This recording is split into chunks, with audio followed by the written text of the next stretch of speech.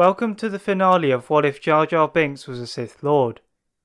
Thank you for the support shown in parts 1 and 2 of this miniseries. If you haven't checked out the first 2 parts, links to those are in the description below. Darth Jar Jar unsheathed his red lightsaber concealed in a special apartment in his robes, and moved towards Grievous at a blistering speed. Grievous is still fending off the Gungans with his blades, and failed to notice Jar Jar until it was too late, as a red lightsaber struck through his chest. As the Gungans were celebrating the death of Grievous, Jar Jar used his lightsaber to surgically remove Grievous's head, and putting it in a bag, moved on to the next part of his plan. A fine addition to my collection, thought Jar Jar to himself, allowing a sly grin to grow on his face. Using the intelligence he had collected over the past decade, Jar Jar concluded that Geonosis was the place to be next. Whilst the activity on Geonosis had somewhat subsided, Jar Jar knew that the Sith liked to make visits to the planet. Landing on the planet, he slings his bag over his head, and swiftly moves towards the Force signature he recognizes as Dooku.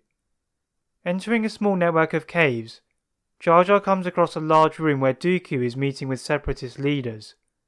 Hiding behind a small wall, Jar Jar removes Grievous's head from his bag, and using the Force, levitates the head onto the table of Dooku. The Separatist leaders gasp at the head of Grievous, but Dooku's eyes are now full of Sith yellow. Leaving the room, Dooku activates his comlink, hoping the head was merely a decoy, but he was met with static noise.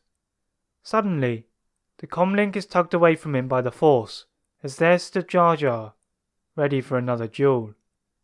Dooku unclipped his curved-tilted lightsaber from his belt, and the duel began.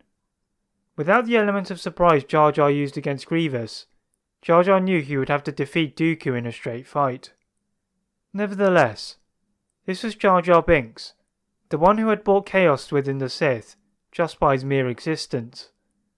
Blocking each one of Dooku's precise Makashi strikes with a blur, Jar Jar would separate himself from Dooku, attempting to lure Dooku into using Force Lightning. Dooku refused, having heard of Jar Jar's powers in the Force from his master. Jar Jar, however, was expecting this, and used a small Force shock at Dooku, which he would easily block. With Dooku slightly distracted, Jar Jar used the ground beneath Dooku to ignite a Sith barrage, stunning the Sith Lord with lightning bolts. With Dooku stunned, Jar Jar dragged Dooku into the room of scared Separatists, and like Grievous, cleanly decapitated the head of the fallen Jedi. Leaving wordlessly, Jar Jar sped off to Coruscant, juggling the heads of Grievous and Dooku in his hands. Meanwhile, Palpatine is in his office, having a discussion with the feeble Jedi. Suddenly, Palpatine felt a shockwave in the Force with the fall of Dooku, and knew his plan would be activated soon enough. Jar Jar landed in Coruscant smoothly, and rushed off to Palpatine's office, seeing the Sith Lord conversing with several Jedi. Dismissing Palpatine's guards in silence, Jar Jar entered the office, as Palpatine raised his head to meet the Gungan. A surprised Palpatine called for an end to the meeting with the Jedi, and requested to talk to Jar Jar alone, confusing the Jedi, whom did not know Palpatine had any close connection with Jar Jar. As the Jedi left, Sidious muttered to Commander Cody to execute Order 66. Jar Jar chuckled, much to the surprise of Palpatine. Palpatine thought he had mind-tricked and killed Jar Jar into giving him the emergency powers, but he was stunned to see dozens of clone troopers rush into the office with their blasters pointed at Sidious.